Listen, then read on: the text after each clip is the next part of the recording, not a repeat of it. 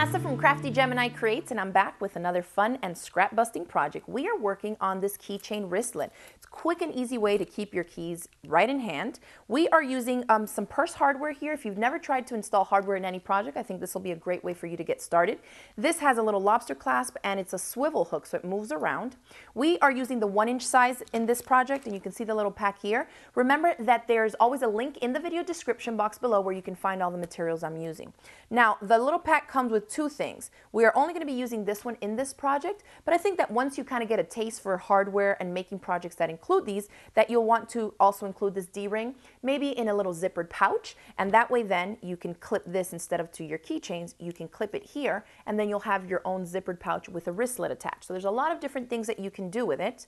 All right, so that's one thing that you're going to need. Aside from that, you'll need your fabric, and this is a great scrap busting project, but I just love this fabric collection. It's just fresh, modern, clean, and it's just, I love the colors. This is actually called Canyon. It's by Kate Spain for Moda Fabrics, and I just decided to use a little charm pack here. They're 5-inch by 5-inch squares, but you can just jump into whatever fabric scraps you have in your stash. That'll work fine as well. Another thing that we're using is to kind of give it the body and the shape here of the actual wristlet part. And we are going to be using a Pell-On product called Peltex. And I'm just happen to be using the sew-in version, but it also comes in a fusible. Either one will work fine. And then some basic sewing supplies. So let's get started. First thing you're going to do is have to piece together the fabric that you're going to use for your wristlet. And this is a scrappy project, so I kind of like to chop things up even though I was working with a charm pack. So here are some samples. All you're going to do is cut your pieces out at 1 7/8 inches wide. And the reason it's that measurement is because we're going to be using a bias tape maker to fold the edges under. We're not going to be cutting these on the actual bias, but it works fine for this project. And I just wanted to show you all another use for using your bias tape maker. Okay, so cut these up, kind of chop them at different measurements. Just make sure that in one dimension measures the 1 7/8 inches. And the bias tape maker we're using is a 1-inch tape maker. This is important because the hardware we're using is for 1-inch strips. So you want to make sure that the 1-inch wide fits right through this part of the clasp so that it makes sense and fits, right? So chop up your scraps, piece them any way that you want to. I have a sample that I've done here. You want the scrappy part of it when it's pieced to measure at least 13 inches long. And then from there, you can feel free to make them bigger or smaller. I kind of have big hands. My wrist is a little small, but you can see how much space I have in here. And I'll go off the measurements of this. If you have a smaller wrist, then you may want to make it a little bit smaller, but you can totally make it your own. Let's head over to the ironing board with our pieced strip, and you'll see, let me move this stuff out of the way for you. You'll see that I pressed the seams open. And so that's going to be important when we're using this bias tape maker. It just helps feed everything through a little bit more smoother. Okay.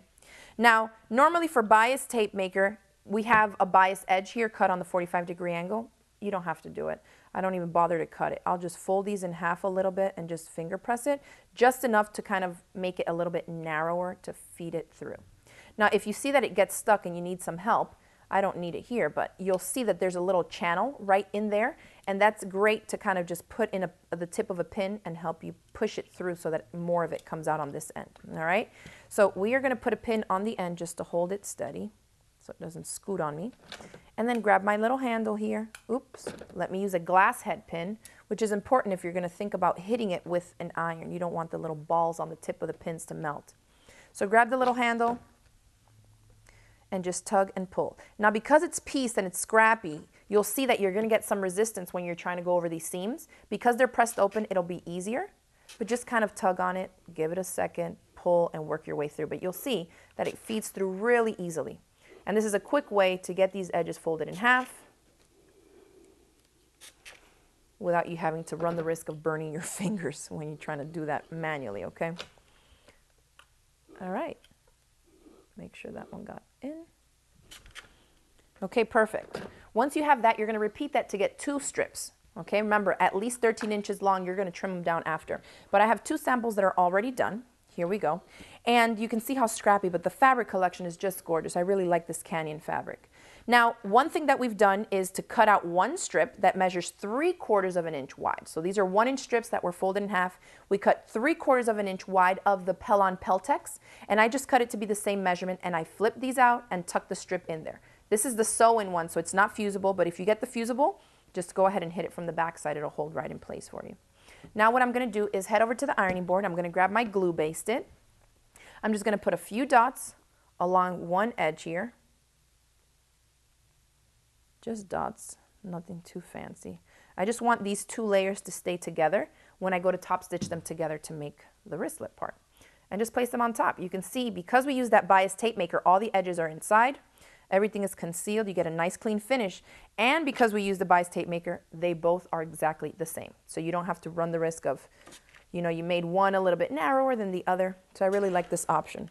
This is a great way to crank these out. You can sell these at craft fairs, to friends, give them as gifts. I think it's a great little quickie, scrappy project. All right, so we have that. We're gonna head over to the sewing machine and just top stitch along both long sides, real close to the outside edges.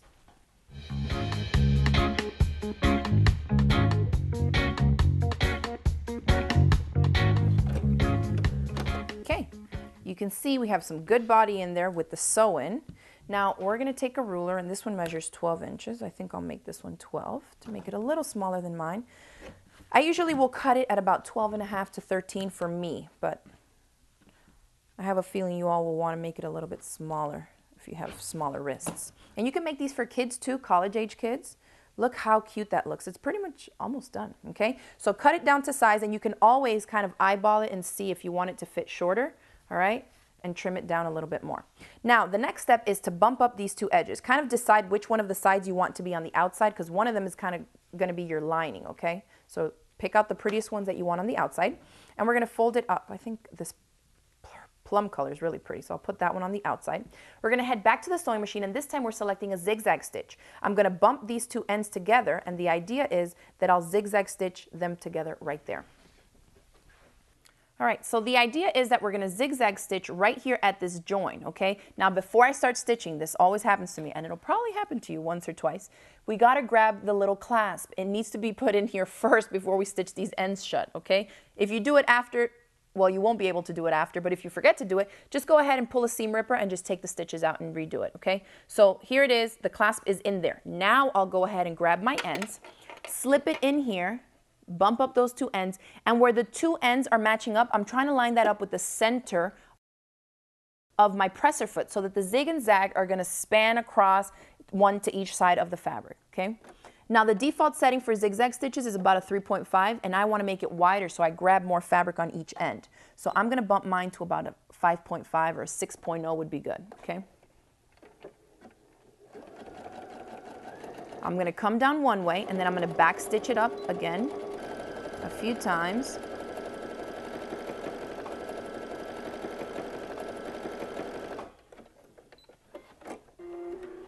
Okay, make sure you got that clasp in there. Trim off any threads. And now this is not going to be where the weight of the whole thing is. Instead, we're going to wrap it up. So let me show you. Bring your clasp over to where you don't want it to be right on that join, because that's too much weight for that seam and that's not strong enough since there's no overlap of the fabric. Just scoot it over about 1/2 inch away from that seam so that the weight of it is going to be on solid fabric and you're not going to run the risk of having that seam come apart on you. But we do want to go back and cover up this crazy stitching that we did right here. So to do that, we just cut another piece of fabric, and this is a little scrap that just measures 1.5 inches by 3.5. And I just did with the quick little bias tape maker again, ran that through. So I pull in both of those raw edges. And then we're going to wrap that up. So scoot it down. You can see where the clasp is there. I'm going to wrap this around. And the idea is that I have both raw edges coming out on one end. So I'm going to fold those edges inside. And you can use your glue baste it here to kind of baste this into place if you want to. It's kind of a small project, so you can just hold it right there in place. So you see how that works? Everything matches up nicely here. You can put a clip if you want to, but I'm going to go straight to the sewing machine, and you're going to top stitch. You can just do a box around. I like to do a box kind of with an X in it just to reinforce it and secure it a little bit better. All right, so back to my straight stitch here. And take your time because you are stitching through a lot of layers.